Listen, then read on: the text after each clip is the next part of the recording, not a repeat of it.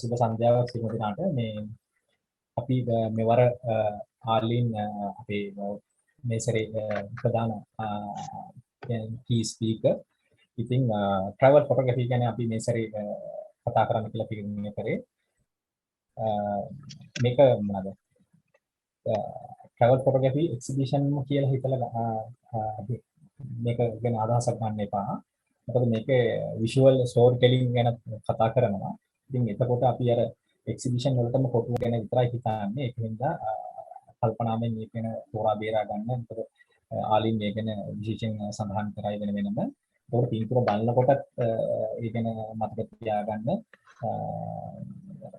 අපි exhibition මතම පදනම් වෙලා මේ sessions කරන්නේ නැහැ. ඒක හින්දා ලෝකයේ අපි මදන්න ගොඩාක් ෆොටෝග්‍රැෆර්ස්ලා ෆොටෝ ආටිස්ට්ලා ඉන්නවා අපි මදන්න වෙනම කලාවල් තව ඒගොල්ලන්ට ආවේනික කලාවල් තියෙනවා ඒකින්ද අපි ඒ ගැන අවධානය යොමු කරලා විශේෂයෙන් මේ සෙෂන් එකට සහභාගී වෙන්න බොහොමත්ම ස්තුතියි සියලු දෙනාගෙන් පැමිණීමට මේක අපේ ශ්‍රී ලංකා ජාතික ඡායාරූප කලා සංගමයේ අපි සෑම මාසෙකම අවසාන සෙෂන් අපි හැමදාම දැනට මාස 3කට කලින් 4කට කලින් පටන් ගත්ත සෙෂන් එක.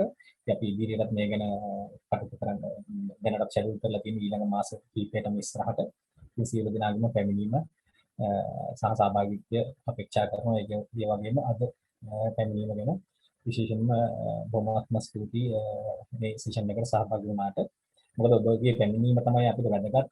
මොකද ඉන්ටර්නැෂනල් ආටිස්ට් කෙනෙක් ගෙනාවාම ඒගොල්ලන්ට ඒ පාර්ටිසිපන්ට් වලා ඉන්න ප්‍රමාණය අපි හුඟක්ම වැදගත්. මොකද මේ සෙෂන් එකේ වැලියු සහ වටිනාකම තියෙන්නේ ඒ ඉන්න ප්‍රමාණයත් එක්ක වටිනාකමක් තියෙනවා. මොකද මේ එතකොට එයාට අපි ගෞරවයක් සහ ආදරයක් සහ ගෞරවයක් එයාගේ සෙෂන් එක වෙනුවෙන් අපි කාලය කැපකිරීම ගැන ආටිස්ට්ලා වුණත් බොහොම සතුටු වෙනවා. එහෙනම් අපිට දැනලා තියෙනවා. ඒකින්ද බොහොමත්ම ස්තුතියි අද පැමිණීමට. ඒ වගේම විශේෂයෙන්ම බන්දුගුණත් මහත්මයාට ස්තුතිවන්ත වෙන්න ඕනේ මේ සෙෂන් එක මේ මෙතුමිය සම්බන්ධ කරගැනීම සම්බන්ධයෙන් සහ මේ මොඩරේටින් කාර්ය සිදු කිරීම සම්බන්ධයෙන් on behalf of the National Photographic Art Society of Sri Lanka, I warmly welcome our key person, Arlene, the travel and street photographer based on Philippines, and also all the other distinguished photo artists who have joined us today from all over the world. Arlene, we look forward to an interesting session together with your creative works and also some tips and tricks that you use to taking the photographs. And once again, I would like to thank Arlene for accepting our invitation and all of you in the audience for joining us today. And we conduct such a session once a month and invite all of you to join with us. And thank you very much for your participation. Over to you, Mr. Madhugunaratna. Hello. Tuti Sankar, thank you. Okay. Good evening to all of you and good morning to some of them, those who are joining from the other side of the globe. This is the 4th webinar of the National Photographic Art Society of Sri Lanka. It's been organized with the international artists.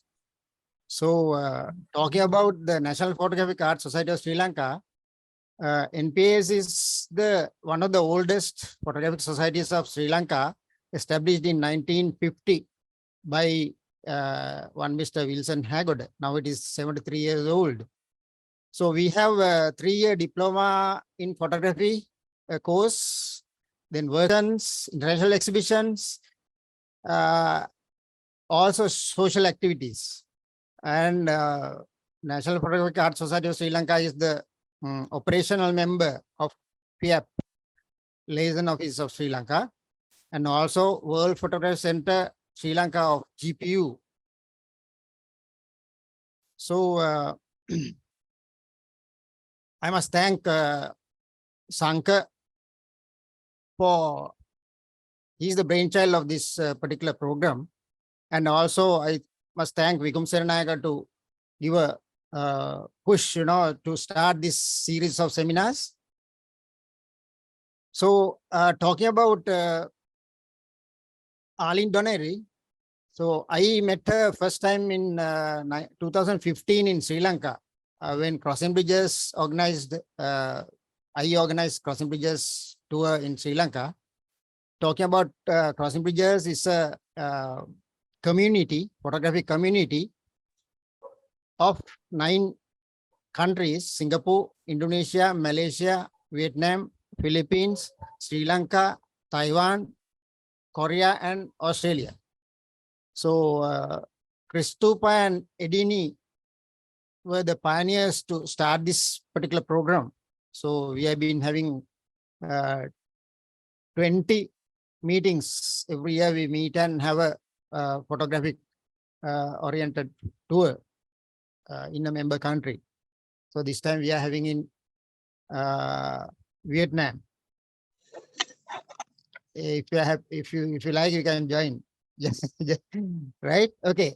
So that's all about the NPAs and Crossing Bridges. So without taking too much of time, I'd like to invite Arlene to do your presentation. Arlene, so to you. Okay, thank you. So earlier I thought someone was already speaking in Sinhalese, so I just understood that maybe you were already introducing me because I heard my name spoken several times. So I was telling my Filipino friends, I think I'm already being introduced in the language of Sri Lanka. So it's about to start. But anyway, thank you very much, Bandu, for this invitation. It's my pleasure. It's a great privilege to be able to connect with friends from overseas, especially when you're sharing something that's common, no? It's a photography as a common passion. So I'm very glad to be sharing with you tonight my experiences in travel photography, and I'm especially glad that friends from Crossing Bridges from Malaysia and Singapore are here. And I'm also very happy that my friends from the Zone 5 Camera Club are here to support me. So in my language, maraming salamat po ahead of everything. Maraming salamat. Thank you. So I want to introduce my presentation tonight with my all-time favorite quotation. And I would hope that you will see through the quotation what travel photography means to me. So it's like a love affair for me. So it's a complicated love affair, and it's an expensive love affair because you spend money to travel, and then you spend money to buy gear, and then it's addictive. You do it several times a year, every year. So tonight I will share with you some photographs that I have collected starting maybe from the time of 2015, when I became more focused on travel and street photography. So in the next few slides, I will share what travel photography means to me. Mr. Bandu, please take it away. Okay. I think these were already described earlier, who I am. I started shooting in 2009, and I was going around the country. In the Philippines, I was shooting festivals mostly. So I was traveling in the Philippines, carrying around my huge camera, a DSLR with a telephoto lens, shooting festivals. And that's how I got used to quick thinking, quick decision making in terms of what to photograph and what not to photograph. And then I lived abroad, and then over the years, my photography has evolved. And for now, I am already focusing on travel photography with a bit of street photography, because that's my main approach in taking photos. I'm not very good with studio photography or post photography. I like being candid when I take photos. So And as you can see, I've also been to several countries because travel is essentially my first passion. And I've been to some countries 2 to 3 times. So you'd already know that I have some favorite countries, and it will be evident later on when I share the photos. Sri Lanka, I have been to Sri Lanka 2 times, but only once for a little bit of photography in 2015 when I first met Mr. Bandu. Okay, here you go. So these are the things that I use in my travel photography. I do a lot of mobile photography, but that's for my practice. So, but for serious photography, I'm now using mirrorless cameras, and oftentimes when I do landscape photography, I use filters when shooting, and then I have a reliable tripod that I carry with me every time, except when it's street photography. You know, it's kind of heavy to be carrying a tripod. So these are my essential tools. And then additional magic happens when I do post-processing. I use Photoshop in post-processing. So to kind of like lay the foundations of what I do as a travel photographer, let me share with you what travel photography means to me. So I'll have several slides explaining what travel photos mean to me. Okay. So it depicts people in their natural surroundings. I like to shoot people without killing them. So I shoot them with my telephoto lens or my short lenses. So over the years, I've gotten used to approaching people, saying hello, smiling, making friends, and then I shoot them. And then I leave them with a nice thought. Oh, there goes that foreigner. She likes to shoot people. I've made some friends. So depicting people in their natural surroundings, going about their daily routines. Next slide. A travel photo can show the mundane or everyday life of the local people, but from a fresh perspective, because I'm not from that country. So I see the beauty of what is ordinary. Okay, next slide. A travel photo may depict the heritage, time-honored traditions, and culture. So the dance, the art, the music, and then visualized through photography. All from Sri Lanka, isn't it? Yeah. So I'm going to tell you later why it's all Sri Lanka. Okay. A travel photo may show a unique local practice, not often seen anywhere else, a special character of the place. So you're probably bored to death already looking at this picture, but to me, it was very novel the first time I saw it. No, not at all. I saw it for the first time, and then there was the sunset. Oh, just the best combination ever. So essentially, a travel photo for me, it immortalizes the travel experiences. You're looking at the picture, but you remember what you saw.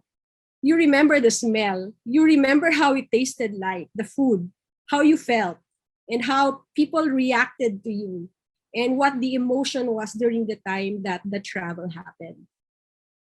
So all of this is travel photography to me. But the experts say this is the definition of a travel photo.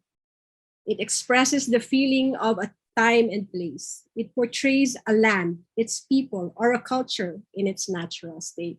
So this is the reason why, for me, if I can help it, I like to shoot in a candid way, in an unposed way. But if you have models, it's also perfectly okay. But wait for that moment when they're not necessarily doing like this or doing this, right? Because it's very Instagram when they do that. So I wait for that candid moment, and then I take the shot. Okay, so now I have to explain why all my pictures were Sri Lanka. I was telling Bandu last night, this is the first time that I've approached this topic using a specific country as an example of my definition of what travel photography is. I loved Sri Lanka the first time I saw it.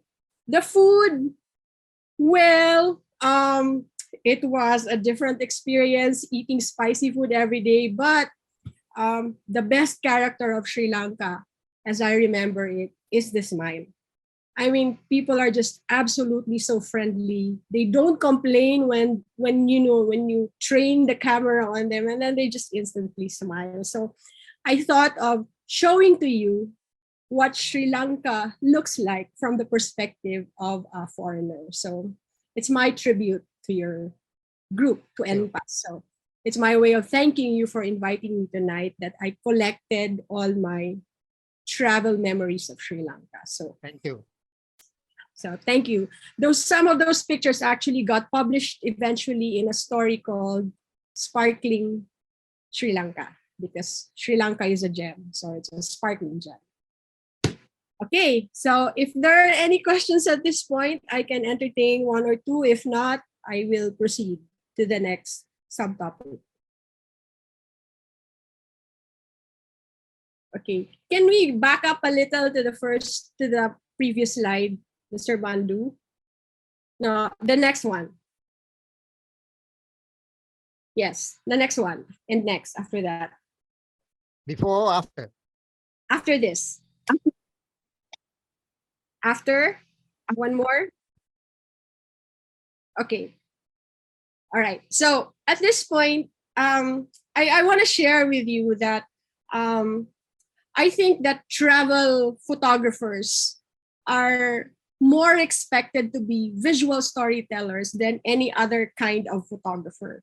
Among the genres, travel photography is expected to have a story.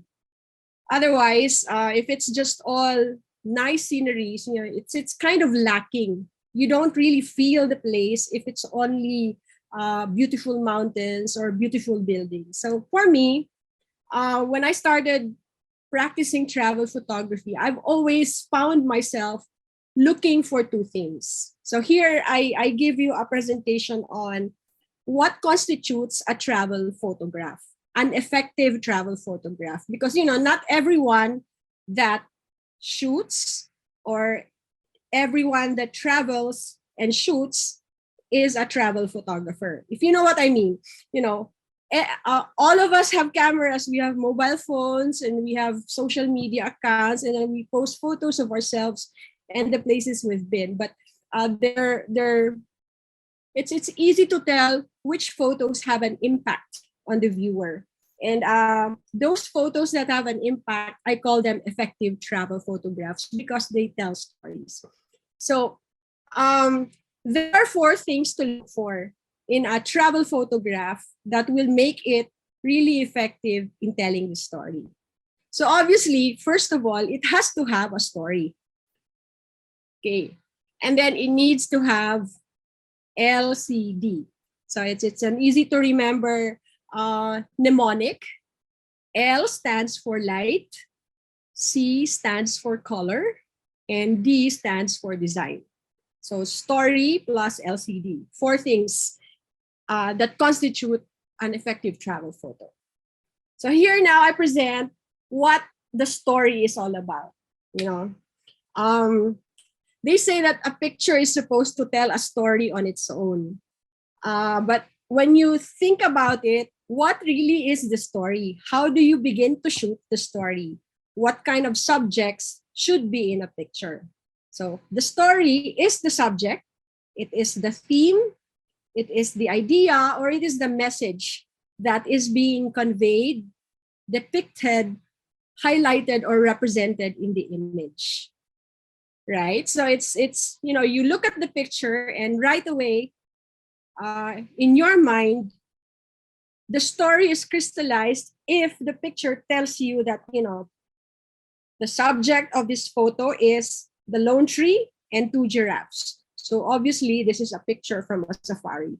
So right away, you're able to tell what the picture is telling you when you see the subject, the theme, the idea, or the message. Okay, so story. In the next slide, I will give you some examples of sources of stories. So I like to be able to remember these things very easily. So I came up with another set of acronyms. Peace, P. No, all the P's. If you ever get confused, you reach a destination and then you see so many things, like you go to a marketplace and you don't know what to buy. Well, this is the short list. If you travel to the next country, look for these things and this will guide your photography. So shoot the places that you see, the people that you see around you. Practices, what are they doing? Are they dancing? Are they in a church? Or is there an architectural landmark somewhere? The products, what kind of food do they eat? What kind of handicrafts do they produce? Progress, signs of technology, signs of development in that country. And then at the same time, you also look at history, if there are historical landmarks. And then there's the last P. Last night, when Mr. Bandu and I were chatting, he said, Arlene, you better make sure you tell them what potpourri is all about. Is that even a word? So it's a French word, but it's adopted in the English language. Potpourri simply means anything that does not belong to the others. So if it's not a place, not people, not practices, not products, or not progress, then it's potpourri. And just so you remember, potpourri means anything that's special. You cannot define what it is, but it makes the place special. So that's potpourri. In the same way that, potpourri smells so good and you cannot quite identify what it is, the leaves and the flowers put together. So then that's what it is, potpourri. So 6 types of subjects that you can easily look for when you're looking for something to shoot, the story. Okay, here's the next part, the light. You cannot shoot without light, but there's a qualification there. No, you can actually shoot without light because there's a technique called long exposure or light painting, right? So you can add an artificial light or you can use the natural light, ambient light. So from the word photography, photo is light, graphy is the art of creating something out of light. So for me, when I go out and shoot to any location, I don't really complain what kind of light there is. I see the light and then I decide, okay, this is the technique I will use because it's dark today, or it's nighttime, but I want to shoot the stars, so I will use long exposure. Or it's nice and sunny. The golden hours are always the perfect time to shoot. So then bring out your tripod and then do your landscape photography. So no matter what kind of light there is, you make a decision. In travel photography, you make a decision right away. I will shoot whatever the quality of light is because I am going to be here only once, so I might as well take the opportunity to shoot whatever is there. Okay, next slide. So examples of the different kinds of light that you might encounter when you're shooting. Daytime light, golden hours, dusk, twilight, dawn. So whatever it is, be prepared with your technique. So I think there's the challenge is there, no? It's first identifying what is the available light or is there any light at all, and then figuring out how you can use techniques or tools like a tripod and flash to light your subject so that you're able to concretize the vision in your head as regards what type of picture to shoot. So these photos, I've shot them. I've been from the sea to the summit and back and forth. So, and because I've been, I've accepted the fact that I should just shoot wherever I am. So I've gotten familiar with the techniques of shooting in whatever the light situation is. Okay. Am I going too fast, Wandy? No. Okay. So please, like put a yellow alarm or red alarm somewhere if I'm talking too fast. Okay. Okay, so we've done story, we've done light, and now we're gonna do colors. This is the third element, the colors. I have a particular bias on shooting in color. Because to me, colors are included in the character of the place when I do travel photography. So I try to study certain things about colors, like, how colors are associated with certain moods. Like blues and greens are associated with nature, with coolness, with vegetation, and red, orange, and yellow are warm colors. They make you happy. They stand out. Red is always a standout color. And let's see, color harmony. So color harmony is something that you manage when you do post-processing. So I try to fix colors that hug the picture too much. So if red is too overpowering, I desaturate red. But in general, when I shoot, I look at the complementarity of colors and how the colors project the moment of a particular picture. So if I'm shooting the rice fields and the rice fields are color green, I wait. I wait for somebody to come in who's wearing a red shirt, or somebody who's wearing, at the very least, a blue shirt, maybe, so that, I'll have some differences in the color, and then, it looks better once it's processed. To get the contrast. Yeah, to get the contrast.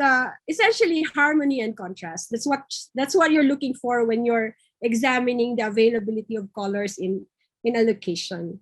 Sometimes the colors just present themselves. Like if you see a mural and the mural is very colorful, so you wait for somebody who's wearing white to enter the picture. That way, the focus is still on the mural, but you have a human element. So yeah, so that's it. So story, light, color. So this is not complete, but these are just examples of pictures that I've done. I tend to also collect pictures according to colors. So can we go to the next slide? Design. Design is just another word for composition. And I was explaining to Bandu tonight that maybe majority of the attendees tonight would already be very familiar with composition techniques in photography. So what should I do? There are certain composition techniques that I usually use when I'm shooting. And I'm not a very complicated person when it comes to composing things. I like them to be simple. I like for my stories to be seen right away. So I like simple layouts. So I'll show some examples in the succeeding slides. There. So it's giveaway.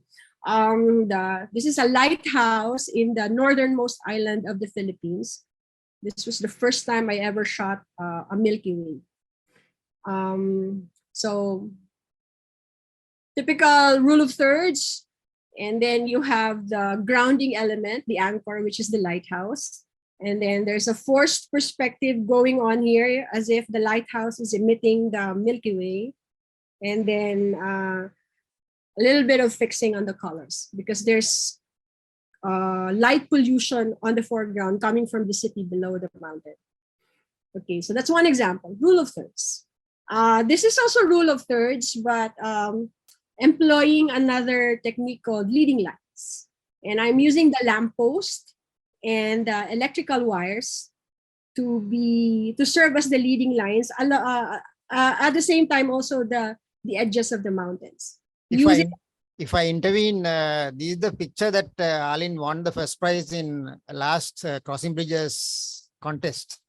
Yes, thank you, Bandu. It was an unexpected win, but very appreciated. This typical scenery in the agricultural village of northern Vietnam. Next slide. Simplicity.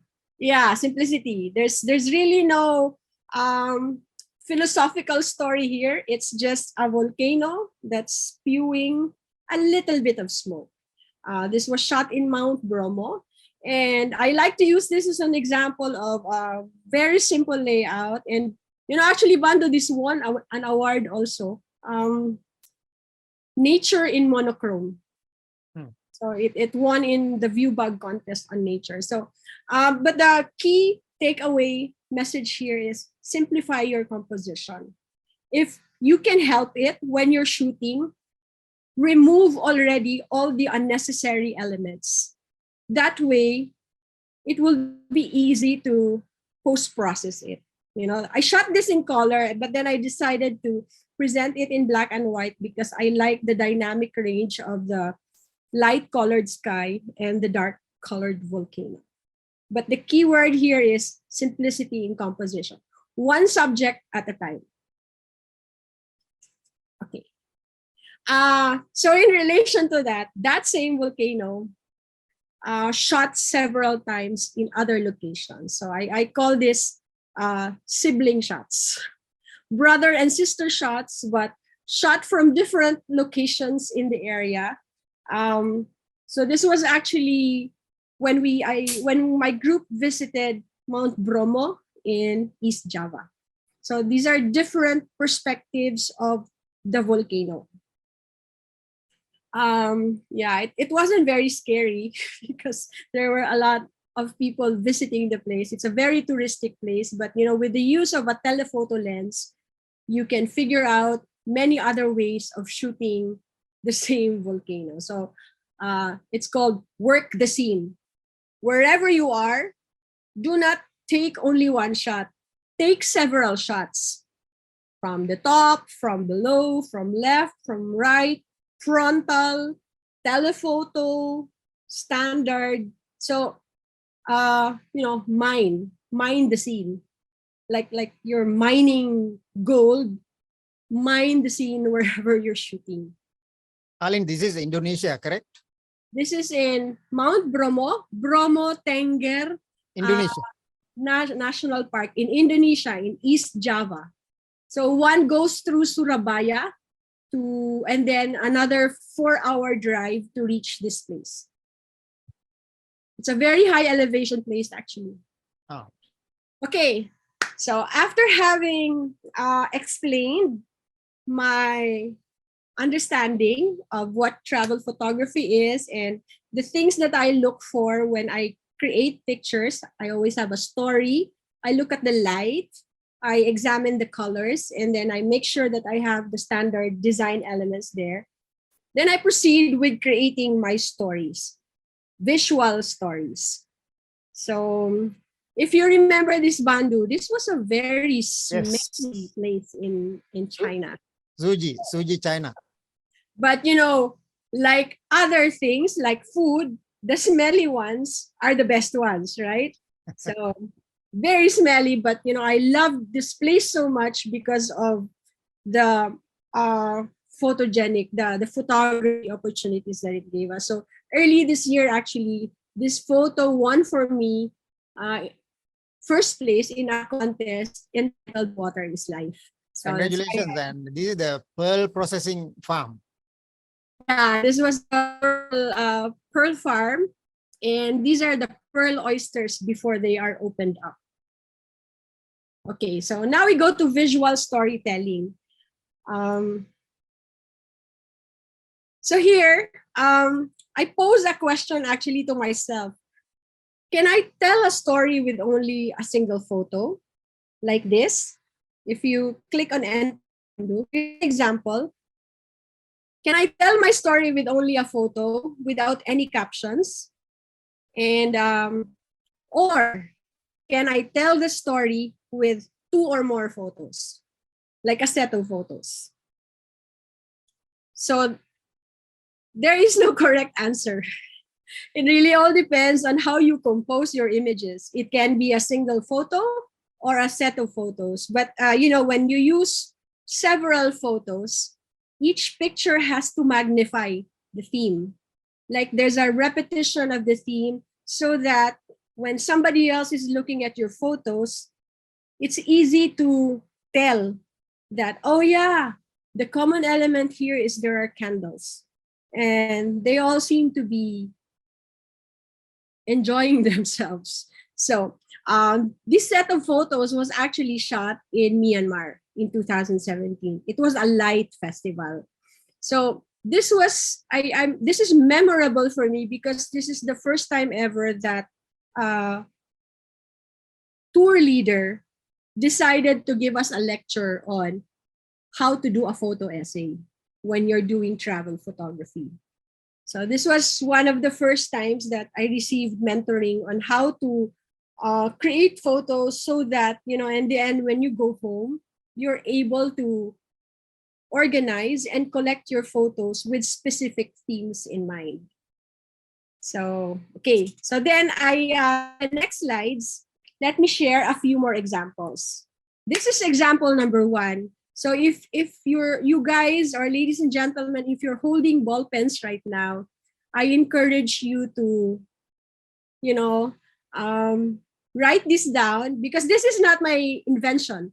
I also learned this from another photographer. These are 4 essential shots that I like to take home when I go visit another place. So the first one is called an establishing shot. The next one, a close-up shot. And then the third one, a detail shot. And then the fourth one, wish shot, like a one-shot promise. It's like asking yourself, if I can only take one picture, what is that picture? So that's the fourth one. So let me go through each one of these 4 essential shots by giving an example. And then I will tell you later on where these photos came from. So this is an example of a big picture. It sets the tone, it sets the context, it gives you a background on where you are. And it's usually taken as a really, I wouldn't call it a panorama, but it's a big picture that shows a far background, and then you have a middle ground, and then you have a foreground. And in my usual practice, I do landscapes, but I try to incorporate a human element right away, even in my landscape photos. So this is the location, right? Yeah, it sets the location. It gives you an idea of where I am shooting from. You know, if I had to post something on my Instagram, my day, or my story, this is the kind of photo that one would share in social media right away to tell them, okay, ladies and gentlemen, I'm here. I'm in a big lake and I'm shooting from this lake today. So establishing shot. The next one, a close-up shot. The close-up shot, it gives you an idea of what the story is going to be all about. So here, this is a top shot. It's a different perspective of close-up because I shot from the top. And last night, Bandu asked me, "Did you shoot this with a drone?"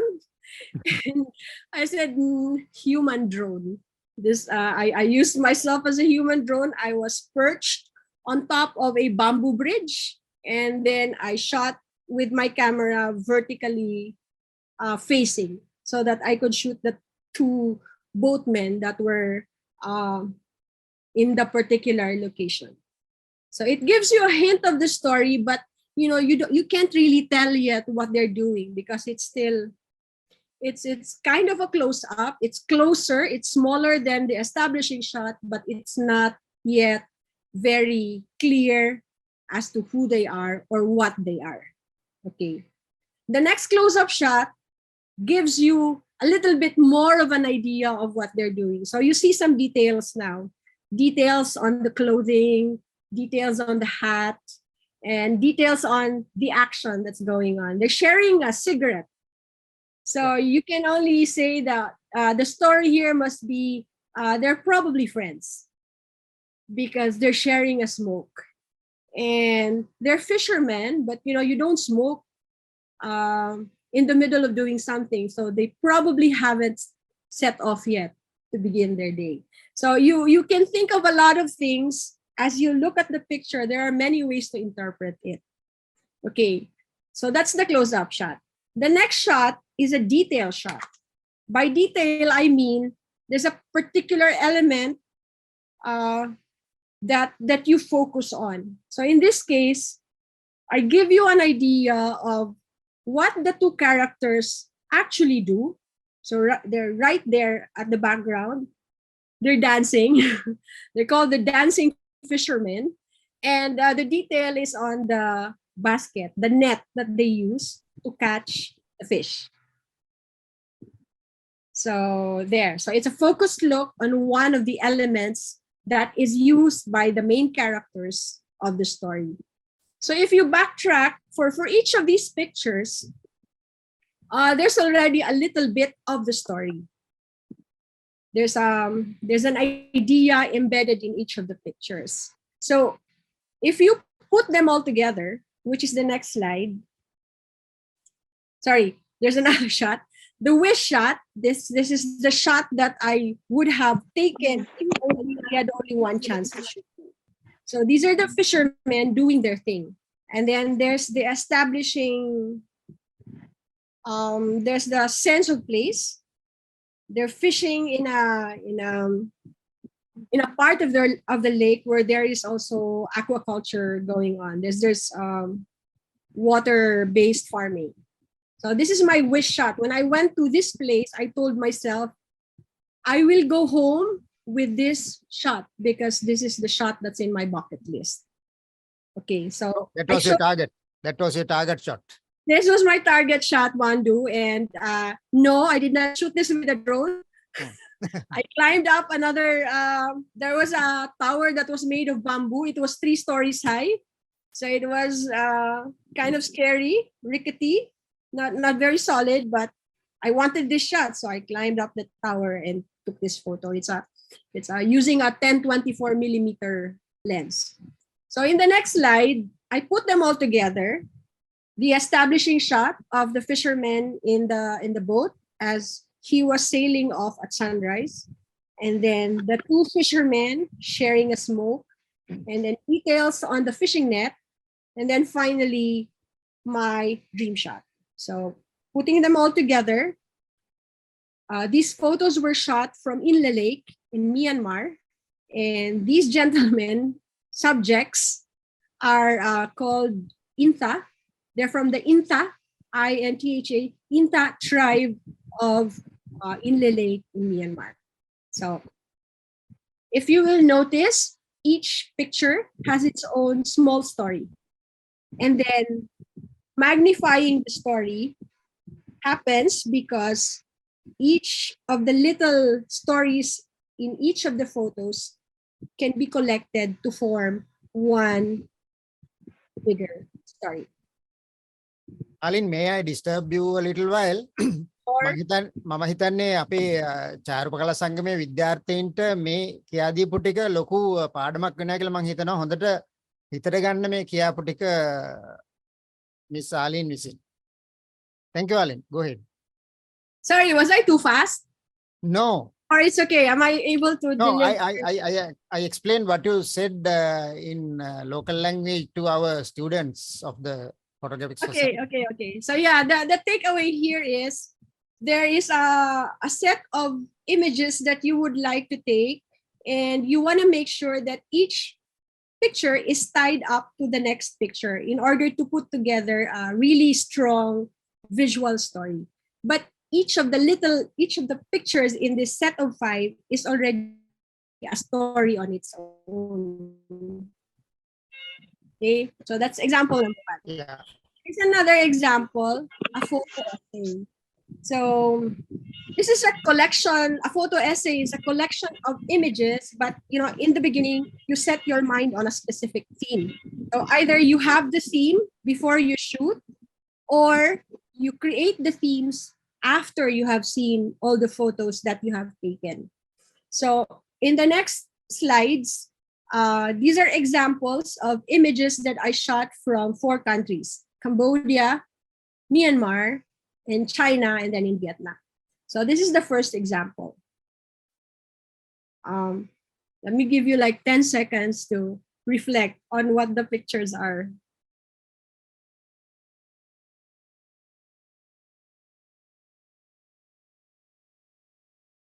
Okay, so that's the title is below it, but it's a very direct title. I'm just calling it The Fisherman of Inle Lake. And this is something that you could call a day in the life of, or what does the fisherman actually do, or how does he use the fishing net when he is fishing. And then at the end of the series, takes a smoke, rests. So this is a series that I just conjured in my mind when I saw what they were doing.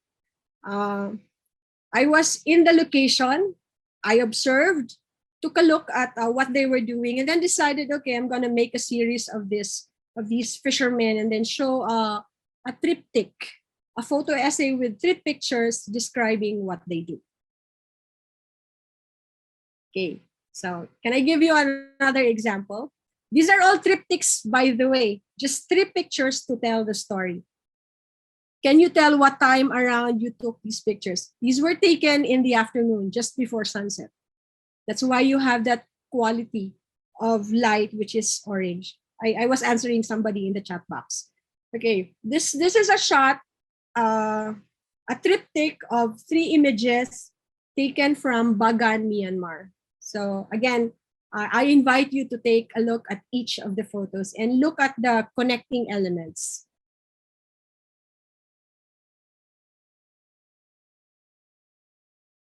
No, Mandu, can we go back first? Okay, so here, the story is about the retired monk. The monk is already retired, so he lives in one of the stupas, the small temples. And I saw him, he had a dog, and then I observed and then took this series of shots. So it's a poignant story about a man and his best friend. So it's really just that simple, but each picture, if you will observe, it has its own story. The first photo is the dog inside the stupa. And then the second picture is the old man smiling at the dog. And then finally, they're both peaceful, happy and peaceful, being there. So it's a very straightforward series, but it for me it tugs the heart. There's an emotion here when you take a look at the photo. I hope you see the emotion also, because that's the idea. Okay, so this was taken in Myanmar, in Bagan, in 2019. Can we go to the next example? This is another story of monks. A day in the life of novice monks. So the first slide shows him sitting by himself with a dog. And then another monk calls to him from the window. And then in the next slide, they're together. So also a very simple way of putting together a story that's not really there in the beginning, but after taking so many shots, you realize, oh, there's a story that was formed when I was following them from one place to the next. So also from Myanmar, this was when we visited a monk school, and we were allowed to observe the students in their everyday lives. The next slide. Bandu, this was taken in Zuji, China. Suji, yes. For friends from crossing bridges, this was taken in Zuji, China. Yeah, we were together. Yeah, we went. You remember we went to this agricultural village. Correct. And yes. there were many elderlies, and I didn't see a lot of young people there. Only elderly people who went about doing their business. And so I was one of the few who was very curious. I went inside the houses. Was it the 1,000 pillar house? No, not the long house. This was right. in that village where there was a wide river. Yeah. So yeah, we were allowed to roam about, and I was one of the few that went inside the small alleys, and I saw this elderly lady who was doing something in her kitchen, and then I shot around some more, did a close-up shot of what she had on her kitchen, and this was the front door of her house. So I put it all together, and I called this home. So we had a contest in our camera club, and the requirement was images of home in a triptych. So images of home in a photo essay consisting of 3 pictures only. So this is what I did. In terms of the perspective, there's a big picture, the door, the doorway, and then there's a close-up shot, and then there's a detailed shot. So a combination of 3 different perspectives. Yeah. Next slide. The shot from Vietnam last year. Yes. When we went to this village, and again, we were allowed to go around, and I chanced upon these 2 elderly ladies doing their thing inside their homes, and I put together the story that, the village women carry the burden in the home. So, and this is a sample of what it might look like if you lived in a village in northern Vietnam. Okay, this is a small story of small children in a kampung in Cambodia. They after school, they drive their own boat to go home. So it's also very straightforward, and this was taken around sunset. So here the children use the boat themselves, right? Yes, they drive their own boat. It is very risky, but I guess they're used to this kind of life. The school is not very far from where they live. It's probably a short rowing distance away, but these are small kids, and I was really surprised. And no safety jackets, nothing. Nothing at all. So I stood from the jetty shooting these kids, and then they rode off. Okay. All right. So 2016 in Cambodia. And then there's another way to tell a story also, without necessarily tying them all together, like from the beginning and then until the end. This is a photo essay that's based on the idea of women of Myanmar. That's my topic. The empowered women in Myanmar. And I took these shots from different places in Myanmar, in Mandalay, in Bagan, and in Inle. But so the story came about after I had already seen the variety of pictures that I was able to take. And I realized that I do love taking pictures of people. I like shooting people on location. That's why the subjects here, they're not necessarily looking at me, except for this lady in green on the right, because I had to shoot her from the top. I was on a chair, and then I asked her to look at me, and so I could take this picture. So this is a variety of things that women in Myanmar do as part of their everyday life. Prayer, a very valued activity. Shot in Bhutan. They're Buddhists also. So I took this one morning. Just we went to the city's central, I don't know what it's called, the prayer area, and then I just stood there. I just kept observing them, and I was able to create a small story about the prayerful women and men of Bhutan. So this was taken in 2017. All right. So to wrap it up, photo essay. When you begin to group together your pictures, usually a theme will emerge, and then you can create the story out of the theme that you will see in each of the photos. So you either begin your shooting with a theme in mind, or just shoot anything, and then afterwards you realize that you were really shooting with a particular subject as you went along. So that's why in my case, I do it both ways. I have a story in mind, and at the same time, I also shoot anything that interests me and then figure out a story after I have examined all my images. Any questions? Arlene, if you can explain where you have taken this picture with the hot air balloons? The which one? The The picture, hot air balloons. yeah. Okay. This is one of my dreams. This was shot in Bagan, in Myanmar. Myanmar. How was this taken? I think my friends who are here today, and Angela from Zone 5 Camera Club, it was a very fun experience because we all had to climb up one of the temples. And at the top of the temple, they had like this veranda, like there's the viewing deck.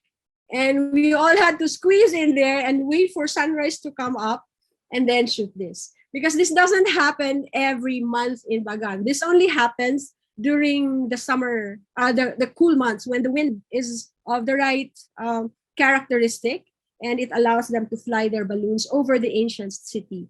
So we did not balloon because we wanted to shoot the balloons with the temples. So this is one of my dream shots. And so in this third example, I call it a travelogue or a travel dialogue, which is in definition, it's an illustrated account. But in my case, because I also write stories, so it's an illustrated and narrative account of a travel experience.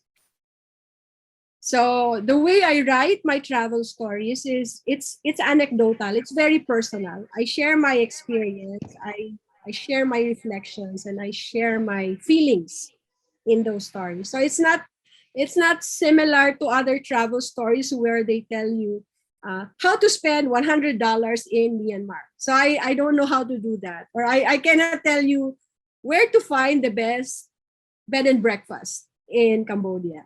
No, my my writing is more reflective. It's very personal. And the hardest part is associating the feelings or the stories with the pictures. So in the next few slides, I will share some examples of travelogues that I have published in a magazine in Japan. So I have between 2014 and 2019, I was regularly contributing in a magazine called the Filipino-Japanese Journal. And I was writing in English, and I was writing about Philippine and Asian adventures. So here now, I share the story that I wrote about Sri Lanka. I wrote about how Sri Lanka is like a gem. So the title is Sparkling Sri Lanka. And these were some of the photos that were chosen by the editor to be included. Okay, next example. Crossing bridges in Taiwan. I think, Mr. Bandu, you were also in this group? I was there. Yes. So I wrote a story about being a part of crossing bridges. And the photos that I featured were those from the city, from Taipei. And then we went to this ecological park, Yeliu. And then you remember that day where we did a whole day of walking to go from one temple to another, right?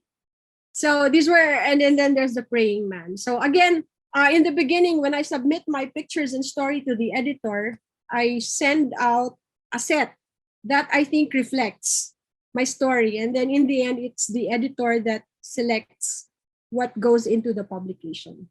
Right. So there's another example, my story about Angkor Wat in Cambodia.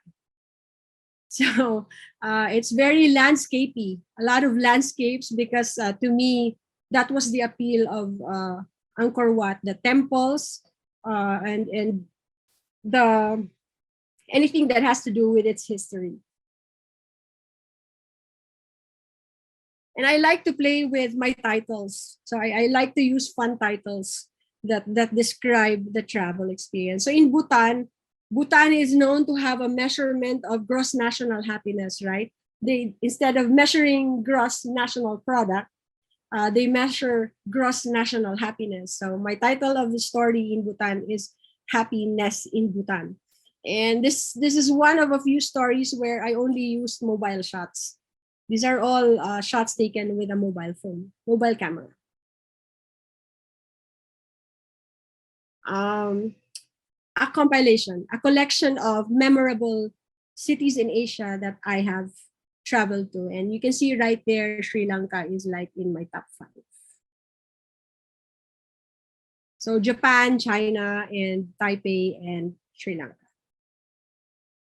In the next slide, Hong Kong. I went to Hong Kong with some friends, and my objective when we were there in Hong Kong was to shoot Hong Kong differently. Just find something in Hong Kong that looks happy.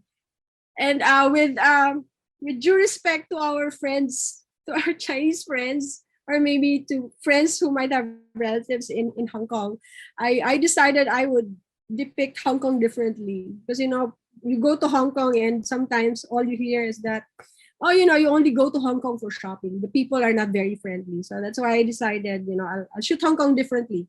I'll shoot some smiling faces. And instead of shooting the usual landmark, like in Victoria Peak, for example, instead of shooting the landscape, I shot the cameras that were shooting the landscape. So again, yeah, in this article, I can see a rare kind of picture, the silhouettes of the cameras. Yes, but actually, bottom right hand side. Actually, the backstory there, Bandu, is we arrived at the location very late. And there were many tourists, photographers that were there ahead of us, and we couldn't plant our tripod anymore. So I said, okay, I will just shoot the cameras and and the scenery below. That would make for a more interesting story than a normal picture of Victoria Harbor. It's a rare picture. Yeah. Okay, so shall we go to the next slide? This is the story that came out of my collection of Inle Lake in Myanmar. But I have some portraits here. So I put together the stories of the women and the story of the fishermen. All right. I think so you write the script also, right? Yeah, I also write the narratives, Bandu, and it's based on my personal experience in a specific country. That's great. Yeah, so I'm not saying that photographers should be writers, because, you know, again, when a picture says a story, it's supposed to be enough. Nothing said. That's it. You see the picture, you see the story. But when you're aspiring to become a travel photojournalist, then, you know, you kind of put in an extra skill of also being a writer. And it's very helpful because I'm able to say the story in a more exciting way, on top of just showing the picture. You know, it's kind of different when you can also tell the narrative behind the picture. I feel it's a good lesson to the photographers. You are not only taking pictures, but you are studying the situations and the stories. Yes. You know, it's important to do research before you go to a place, and then you write down your notes, and maybe take a look at how other photographers have shot the place. Maybe you want to copy. Yes, it's okay to copy, but, you know, also think of a way to make the photograph very personal to you. Make it different from what you have seen already. And I feel that being able to write is a plus for me because I'm able to resonate the story even more. This is just an example of a local story that I wrote very early on when I was still shooting festivals. It's in a place in the Visayas called Negros Occidental. If my friend Raymond is still here, he would be able to know where this came from. This is from Victoria, some of the pictures, Raymond, and I think from Silay. Silay, in Silay, yes. Yes, in Silay. This Negros Occidental is another beautiful island in the Philippines. Yeah. It's in the center. Yeah, I think when crossing bridges went to Bacolod, Did you join that Bandu in, I think that was in 2011 when you guys crossed over from Cebu to Bacolod and then to Yeah. you were not there? No? Not in Cebu, no. No. Okay. So yeah, Negros Occidental is another beautiful place in the center of the Philippines. I've Yeah, been to Cebu, but not with CB crowd. yeah. Okay. This So is which country? This is Philippines, right? this is still country. This country is still Philippines, Bandu, but this is Right. in a region called Negros Occidental, which belongs to the Visayas group of islands of the Philippines. You know, we have three island groupings. We have Luzon, Visayas, and Mindanao. So this is from Visayas, where I'm also from. I'm from Cebu. Right. So it's a good thing you visited us. This is another story that I wrote about the Chinese New Year in Manila. It's a really fun festival that's celebrated in Chinatown in Metro Manila. Okay. Red is the majority color. Red is always the dominant color in any Chinese New Year. If Eddie is here, he would be able to confirm that yes, red is all over the place. And then you see dancing dragons and dancing lions, and then all these lucky charms. Okay. Taal volcano from the Philippines in northern Luzon. So I wrote about the historical buildings, the landmarks of Taal and what they do. And then there's a camera museum there that's owned by a person that you probably know, engineer Manny Innumerable, who has joined crossing bridges several times. So we visited the camera museum during crossing bridges. Excellent. So yeah, it's the same camera museum. So I went there, I visited it, and created a really short story. Okay, there you go. So that was it. Examples of travelogues that I have shot and written myself and published in a magazine in Japan. So when I shoot, I take notes because my bottom line always is, what kind of story can I tell about the pictures? So in the end, I publish some of them, and you know, you're quite happy that you have the pictures, and then you're even happier because you got the story to match the pictures. Okay, so that was the third example, travelogue. And then here, example number 4, album. You know, this is the easiest thing to do. But when you're creating an album of your travel experiences, the basis for collecting the pictures is not logic. There's no logic to the collection. It's really just based on your emotions. What were the images that had the most impact on you when you went to the place? So you want to try to collect them, and then along the way you write notes about them so that you can remember why you even took the photo. So I am giving you examples of my images from Myanmar. I have been to Myanmar 2 times already. So I coined up the word, I am Myanmarid. I'm married to Myanmar because I love the place so much, and I've been there 2 times already. So here I want to share Myanmar in 12 images. And you can click on the next slides, Mr. Bandu, to show what they are. This is Myanmar from my perspective. This is from Mandalay. Very beautiful temples, painted in gold, very luxurious. The next slide.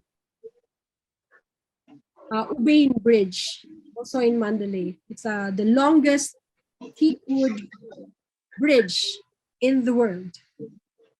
And it's like a park, because at sundown, people come here and then they just go back and forth. They meet, they chat, and it's as if it's not a bridge. But if you're riding the boat, which was what I was doing, you see all these things happening on the bridge, and it's just an amazing sight to see that the bridge is like a symbol of the way of life in that place. The next slide. Fishing. Fishermen. The fishermen. They're one of my favorite subjects.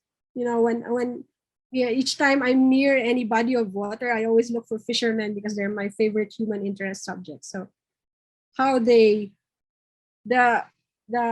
fisherman on the right side, it looks as if he had already surrendered to the birds because the birds already got the best of the fish. So he can no longer fish it. The fish has run out. The birds got there ahead of him. And then on the left side, this is a fisherman doing his thing at sunrise. We call it throw net. Huh? We Yeah, call the net throw net. Yeah. But it was very hard to take this photo because you had to go at a very low angle. But then beside you, there are tourists. So you have to jostle for a position and then go very low to be able to shoot a reflection shot like this. We have this net is being used in Sri Lanka also. Yeah, but I think we didn't. I had one photo of that from the Negombo market, I think. Maybe Nigambo. Yeah. So next slide. Another favorite subject of mine, chasing the monks as they go about their daily business of begging. I mean, it's not a bad thing to do. It's just part of the Buddhist religion. They go around in the morning to ask for food, and then the villagers come out and give them food or money. But the fun thing is, whenever you're a photographer, you go with them, you walk with them, and it's just a lot of fun chasing after them and trying to get the angle that you like. The other shot is taken from inside a temple. Okay, wish list shot on the left. One of the things that I've always wanted to shoot, a silhouette shot of these women who are going home. It's actually a model, it's a setup shot, but the idea of having them walk back and forth on the mountain and shooting them against the sunset, that was kind of like the wish. And then on the right side, that's just before sunset. And then again, there's my dream shot of the hot air balloons and the temples as a silhouette, and then as another morning shot with a monk walking towards the temple. So I'm trying to pair the pictures in such a way that you will see an underlying theme for each of the pairing. Okay, and then this dream shot. Shot in Mingun Island in Mandalay. It's one of the biggest stupas in Myanmar. It's very distinctive because it's all white. It's circular but very wide, like a football field probably. But and then we had these boy monks come out and be our models. They're from a nearby orphanage, and we asked them to pose for us to make it more dramatic. So for disclosure, not all of my pictures are candid, and not all subjects are accidental subjects. Some subjects are really models, and one has to find a way to shoot them in very normal looking actions. So, and this is what it was. So here I share some of the insights. Is there a rule of thumb when writing stories or when creating your visual stories? Do you shoot now and create the story later, or do you shoot with a story in mind and then you go out and look for the story? Do you have a list that you want to make sure you can take off when you go out and shoot? So these are some of the questions that I usually get asked when I'm making a presentation on my pictures. And, I've consistently answered that, I don't have any hard and fast rules because I'm kind of like a shooter from the heart. I shoot from the heart. I don't shoot from the head. I shoot anything that I see. And then my realization is that when I begin shooting, the story just comes to me. It's like, just be there and the story will appear to you.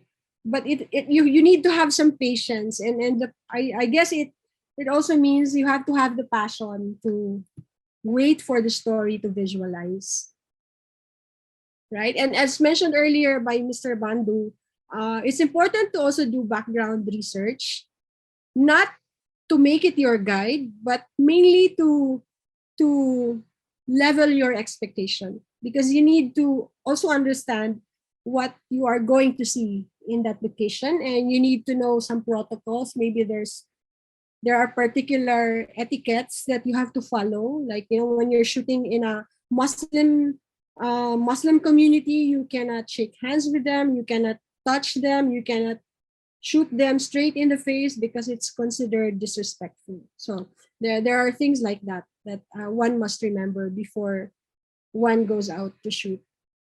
So my personal principle here is I just shoot. I do not edit myself. I do not even delete pictures on my camera, because sometimes the pictures that are blurred or the mistake pictures, later on, they might inspire you to create something else, like an impressionist picture. So do not erase your blurred pictures. There's always a possibility of converting it into a fine art picture. Could be an impressionist abstract. So that's my thing. I have no rules. My only rule is no rules. But remember, you have things like lighting, color, and design techniques, right? Because no amount of post-processing will make a garbage photo become beautiful or effective, right? Okay. Okay, so this is what I was talking about. You go to a place, you visualize what's going to happen, and then it will most likely happen if you wait for the right time. So actually, 2 clicks, Mr. Bandu, and you will see 2 pictures. This is the first picture is just a mural. I saw a mural. This was in Hong Kong, and then I waited for the right person to appear, and then just like magic, the person happened to look like the wall. She was wearing a floral dress with a floral bag, and she was smiling, and she was old, the picture was young. So there's contrast and similarity at the same time. So patience is important. What's my next slide? Shoot with different points of view. Tight shot and slightly bigger shot. But in your tight shot, look at details, adjust your aperture, like maybe 5.6 or 8, so that you will see certain details that add more texture to the picture. Next slide, please. Whether you're shooting from afar or nearby, whether your telephoto or your short lens, when you're shooting people, wait for the right moment. I try not to ask people to pose, but I call them out, I say hello, and then I wait, and then I click, because I just know when I say hello, something is going to happen to their facial expressions. So both of these photos were shot in Bhutan. The first shot, telephoto. The second shot, short lens. Again, as I mentioned, I like to shoot people and I like children. So I look out for them when I'm traveling anywhere. And I look for special characters like the reflection shot on the right side. But on the left side, it's kind of hard to organize children to laugh or smile at the same time, right? So I think you already know I had to bribe them with candy before I was able to ask them to pose like this, happy kids. So obviously I had a lot of candy in my backpack. This was in Cambodia. So things to remember when you're shooting, just be open-minded about it. Do not impose too many restrictions on yourself. Try to be curious all the time. And when you're shooting people, engage, talk to them before you aim your camera. Hang around, be patient because the story will appear. And it's also good to feel strange in that location. You know, you know no one, or maybe your friends are elsewhere, they're shooting something else, and then you're left there by yourself. Just embrace the strangeness, embrace the isolation, because it will enable you to have that what do you call this? It makes you bold to ask questions, or it makes you bolder to say hello because you don't know anyone. So you really have to say hello and then shoot. And then because it's travel, you know, I shouldn't forget, because I don't even have any photos of food here. Of course, I also shoot food. I shoot before I eat. It's a standard thing that we do in travel photography. So with your mobile phone. with your mobile phone, yes. But if it's a really nice looking preparation, then, you know, ask someone to hold the mobile phone with light, and then you start shooting close up food photography. So part of travel photography is also experiencing the place. Eat what you see, as we did in Vietnam, Mr. Bandu. We ate a lot of things along the way when we were moving from one town to another. Yeah. And tasting so many types of coffee. I mean, that was the experience that I remembered. Whether it's coffee in a can or coffee in a cup. So really good experience. Okay. Well, here's another question that I often get. Do I shoot for the purpose of winning in a contest? I think it might be the wrong way to start your day when you have that mindset. Again,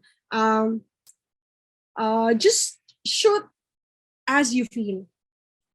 The winning part is really when you go back home and realize that you've taken back so many beautiful pictures and you've been able to immortalize your travel experience. So in all my travels, I've always been able to take home what I call a winning shot. It's winning for me because it's a wish shot that I was able to take. So I don't really need any trophies or awards to tell me that I am a winner. I just know that I'm a winner because I'm able to go home safe and sound, and I have very nice pictures of the place where I just came from. Okay, next slide. Yeah.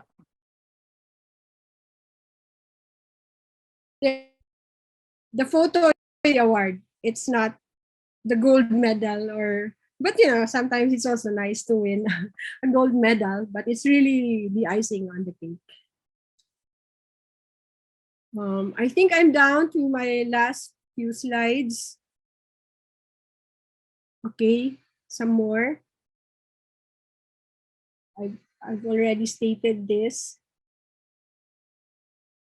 Yeah, seek what excites you and let yourself express freely. When you do that, you win. Self wins.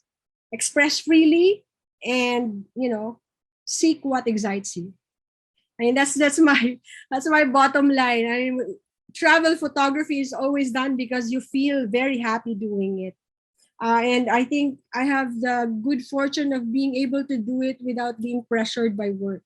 I mean, it's not my work, it's my hobby. So therefore, I am able to do what really makes me happy. Okay, there. If you wanna travel with me, please follow me in my Instagram and Facebook fan page. I regularly post some key pictures from my recent travels. I think the last slide says, oh, please tell me if I pronounce this correctly. Bohoma Stuti.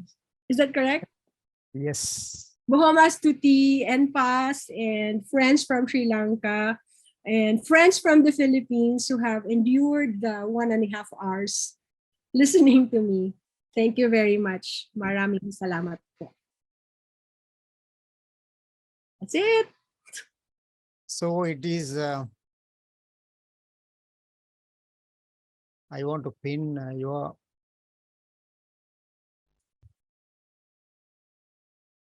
yeah, it's Arlene. LCD mean design.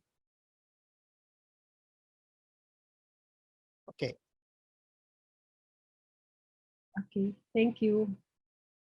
So, does anybody want to ask a question? Yes, it is open for questions. Everybody is thanking you.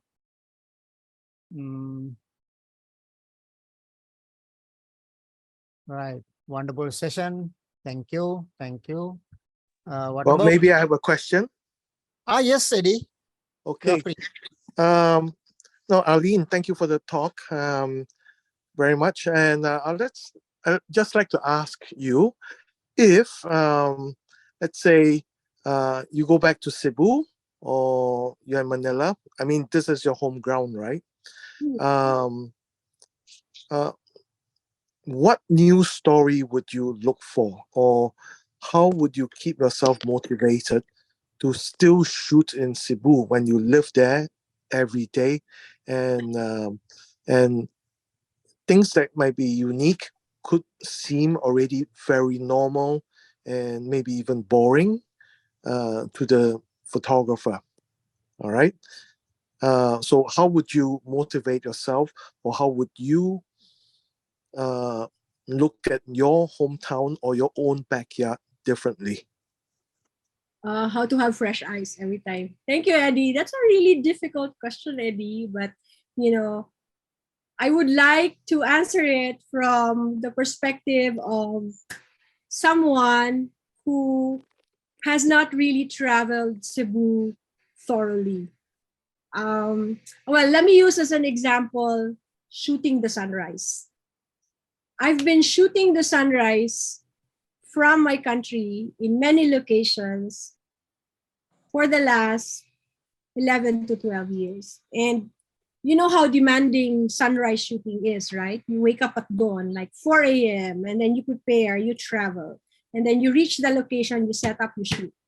But, you know, to the ordinary looker, a sunrise is the same. The sun goes up and it goes higher, and then you have daylight. But to photographers like us, each new sunrise has a different flavor to it. And the thing that I look forward to most is being able to see the sunrise every day and looking at it with a different set of eyes every day. So I think that's how I would answer. I've lived in Cebu, but I have not lived there for the last 30 years of my life.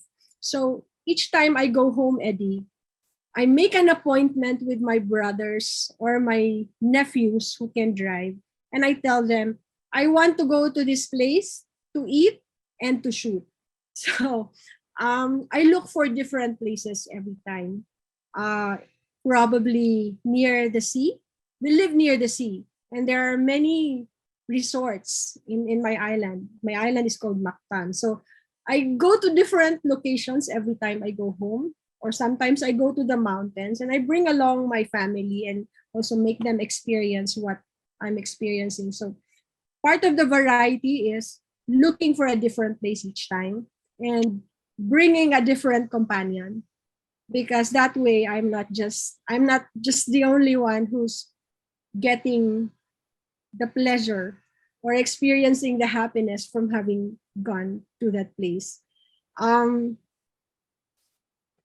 There's really nothing philosophical about it, about what I do. Shooting photography is very repetitive, but you know, it's the idea of being able to uncover a new area of something that you've already seen several times, but you know, there's always one part that you have not seen.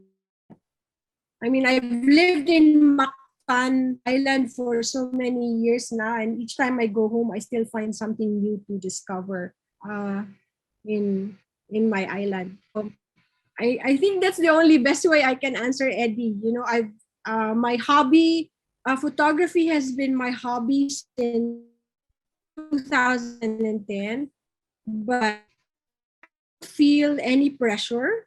I find joy image that I'm able to create. So I guess that's part of the reason why I still am able to visit a place over and over and find something new to shoot about it. Like Mount Bromo. I've seen Mount Bromo 3 times, but on the third time that I went there, I discovered the horsemen of Bromo.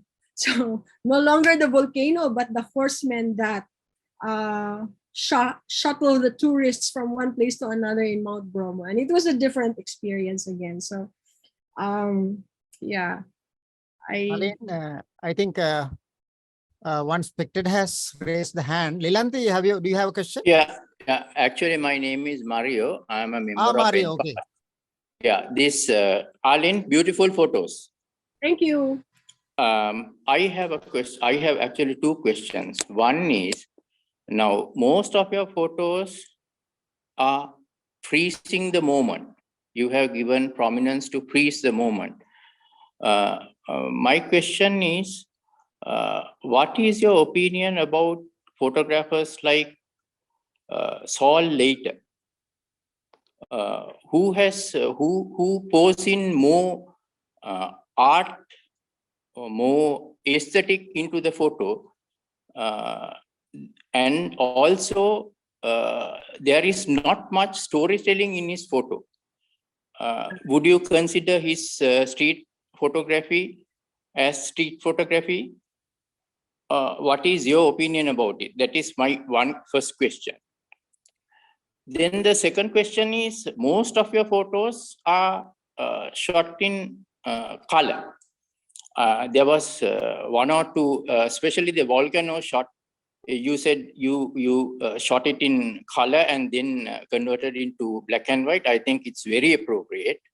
But my question is, do you think for travel photography, for street photography, color is better than black and white? How do you choose? I'm raising this question because if you take photographers like Joe Morowitz, who thinks that color photography is much closer to reality, do you have any reasons such to shoot your photographs more Yes, in your color? question is clear. Arlene, over to you. Yeah, okay. Okay. Thank you for raising those two interesting questions. The first question, you were referring to street photography with aesthetics, and you mentioned a photographer Yes. who does this, and you asked me what my opinion was. Saul Leiter, yeah. Yeah. Saul Leiter. Well, yes. So, travel photography employs street photography techniques also, which is what I explained earlier. Photography as a technique in my travel photography, except when I do landscapes. Travel photography for me needs a story.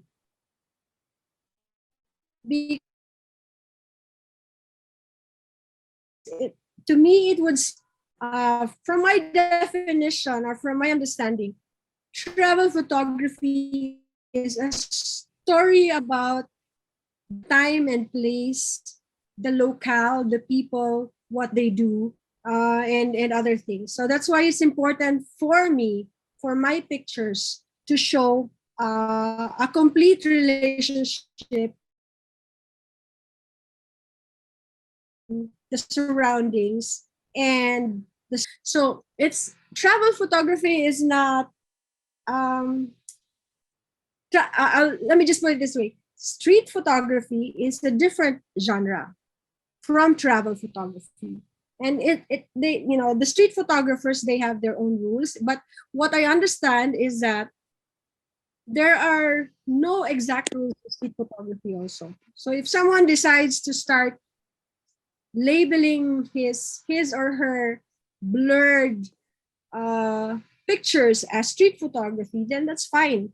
I mean, it really all depends on how he wishes to express himself through his images. I think I don't really have any judgment on the other types of photography, because personally, I like to use street photography techniques in my pictures, but I try to stick to what is real, because in many ways, travel photography is documentary photography with some artistic touches, like when you do post-processing and decide to make make the image vintage because you were shooting a temple, or to make it warmer, to make the golden hours look warmer, just to emphasize the mood.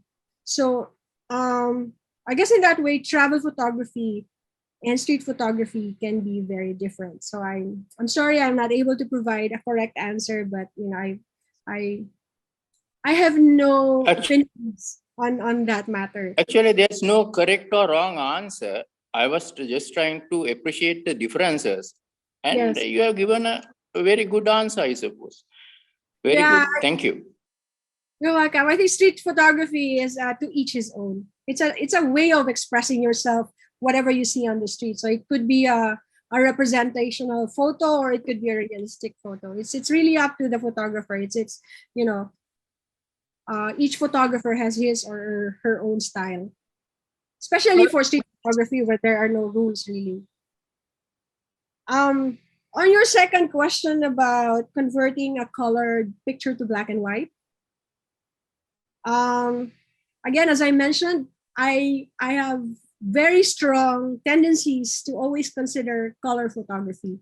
But when I see potential for converting it into fine art-ish, fine art type of photographs, you know, for black and white, for exhibitional purposes, then I do the black and white conversion in post processing. And usually my guide is when I see a very large dynamic range. Like you see a lot of highlights, and then you have shadows and midtones. If you see the variety of tones there, from zone 0 to zone 10. So hello, zone 5 camera club. That's where our name came from. So from zone 0 to zone 10 of the white to black, then I make a decision to convert certain images that have potential for fine art into black and white. But I really shoot in color because I think that a big part of the storytelling in travel photography has to do with color associations. The way the color of a scenery determines the mood or the emotions in a particular picture. To show its reality, I mean. Yes. Yeah, and you know, well, black and white is still real. It's just a different dimension. It's just a different way of looking at it. But when you shoot, the determination has to be deliberate. If you want to shoot black and white, then look for suitable subjects or sceneries that can give you the full range of highlights to shadows. So That you all can, depends on the content, isn't it? yeah, the content. Yeah, if so, there are travel photographers who prefer to do black and white because they want to remove the clutter of colorful things. But I'm the exact opposite. I'm such a huge lover of color. So you. Okay, Arlene. Two participants are asking, tell us about the level of editing goes into your photographs in post-processing. Okay. Yeah. Again, because travel photography is documentary in many ways, and because I am part of a camera club where contests have restricted editing guidelines, so many of my travel photos I edit with a view that I try to stick to what is real. I don't add things. I don't remove things, but if I remove, it's really like about 10% of the picture. You know, I remove trash on the road. I remove flying leaves that are in my borders, but I would never remove a human element. Any important element? Yeah, no. Because again, my discipline has evolved into one where I only shoot the essential parts of a picture. I've learned to crop my picture when I shoot. So when I edit and go inside Photoshop, it's not too often that I would do certain things like adding or removing elements from the picture. I tend to do that if the picture is intended for exhibit. But the key there is you have to declare, this is a travel photo, but I did extra post-processing because it's for a fine art exhibit. So you don't claim it anymore as a realistic documentary of the travel experience because you've converted the picture into a fine art picture. Like doing a lot of dodge and burn to make your background black, that's already a fine art. To me, that's already one of the techniques that can be used for converting a photo into a fine art picture. As I did, you remember that picture where I had 3 fishermen. I actually did a lot of dodge and burning to make the water black. I do composites, like putting together several pictures into one picture, but it, again, only for exhibit purposes, not for my usual publication of travel stories. Yeah, if I add something to your explanation, if you are taking part in a competition, international competition, you have to follow the guidelines of travel rules, travel photography rules. So usually they give only the minimum amount of editing. So you cannot remove or add or anything like that. But in this case, Arlene is not done everything for competitions, but she wants to show the reality of it. Yes. And one more question from me. You showed, it's not about photography, but you showed a picture with retired monks. You mentioned about retired monks.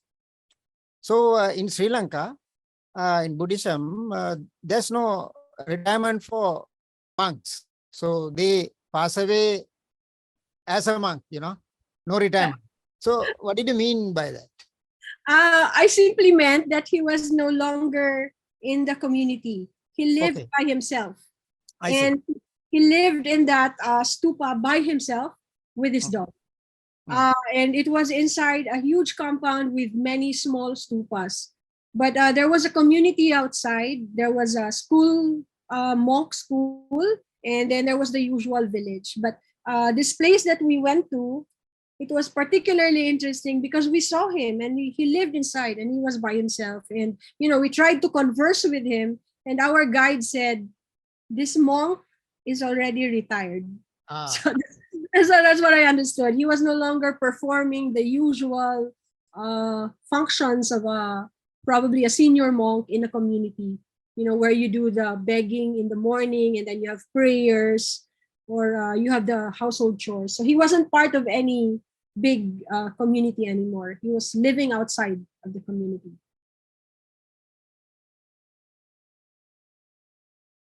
I'm trying to read all of the messages on there. Thank you very much. The comments are very encouraging. Yeah.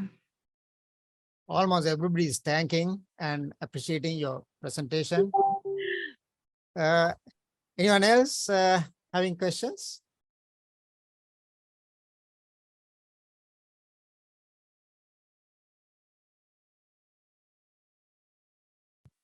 Shanta, if there are no questions, we can wind up. I think there's somebody here who's from the USA, Mr. Bandu. Her name is Christine. So I just want to make special mention. She said, your subjects are very interesting and definitely different from our Wild West USA scenes. Thank you, Christine. Thank you, Christine. I've not shot anything in the Wild West, so I'm imagining that your photos must also be amazing. It is a very different environment. And I think when you said you enjoyed photographing your part of the world, and I kept thinking, oh my, the trip we had with PSA in January where we went to India and Rajasthan, that was exactly my feeling. My goodness, how interesting all of this is relative to the starkness in our part of the world, or the simple views in our part of the world. It's a whole different travel photography. So thank you very much. Christine, probably you can invite her to your country. Excuse me? you can invite Arlene to your country. For Oh, Well, I think she needs to come, yes. which part of the US are you from, Christine? Is this Arizona? I live in Southern California right now. Wonderful. Well, So come, hopefully we come. meet each other. I'm planning to go to the US next year for my university reunion. So maybe. I've never been to your part. Well, you must do it because it's well, plan. Send me an email. I connected with you on Facebook and Instagram, and send me a little message, and we'll chat. Yeah. So maybe we'll take crossing bridges to Southern California, but Mr. Bandura. Would love to make that happen. Yeah, Eddie Nang is here. Eddie Nang, our founder for Crossing Bridges. So if he's still listening, Eddie, shall we go to Southern California and shoot some cowboys? Sounds interesting. Sure. and I understand that our American friend is from PSA, Photographic Society of America. Is that right, ma'am? Yes. I'm the past chair of the projected image division. I think we're calling it pictorial image division. Right. So yes, I'm very involved in all of that. Okay, because a few of our friends from Crossing Bridges are also part of PSA, but on the Asian front, I think Agatha, you might know Yes. her, and Pierre Jason from Australia. Yeah, they're all part of the Crossing Bridges family. Well, you're having another meeting in July next year. Agatha is going to give us the information in September. So we'll come visit again. And then I think Sri Lanka is on the list for the following year, or at least they said they were. We'll see. You're glad to hear. Yeah, thanks, Christine. Hi, Christine. Vikram here. Hi. Hi. Great. Good to know that you can plan for the US as well as Sri Lanka, because we are definitely 2025 is going to be Sri Lanka for the PSA photo gathering. And it's definitely going to happen. And next year, July 3rd week is going to be the PSA photo gathering in Indonesia. Yeah. Agatha. Yeah. She's that's already confirmed. Well, I knew that was happening. Now I have to figure out all the tourism things I want to do beforehand. So I keep waiting on the details so I can organize it with it. Yeah.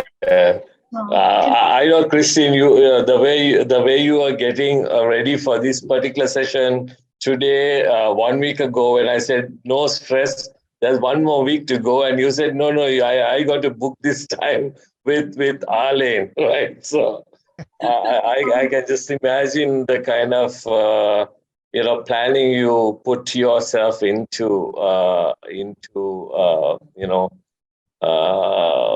getting through this.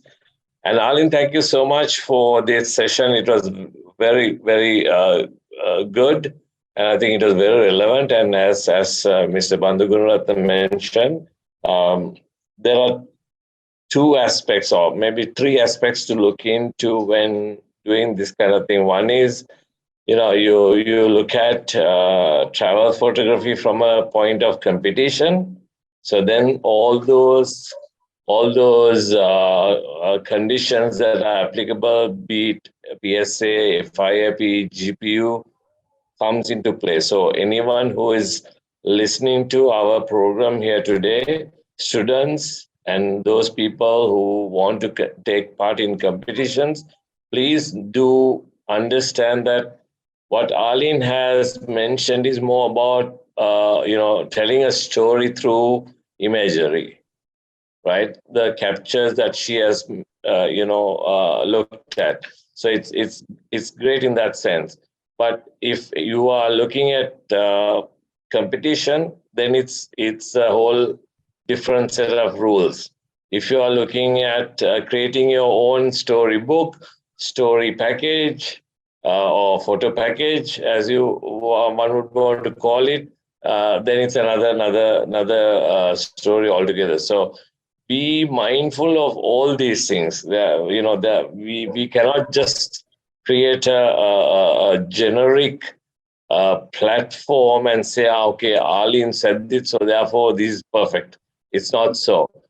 Arlene has clearly mentioned as to what are the norms, do's, don'ts, and Mr. Bandhugunath also has acknowledged it. And I think that is very relevant to the students, especially the ones who are learning, who are in this particular platform today, right? So I think that's all I had to mention about this whole thing. It's a superb presentation, Arlene. Loved it all the way. And I think, we will meet very soon, sometime through PSA, photo gatherings or wherever it may be. I don't know. I'm sure Christine will mark her days. Thank you, Christine. I'm happy to meet you through this channel and become. Thank you for your words. And thank you for taking my tea and coffee to Nan.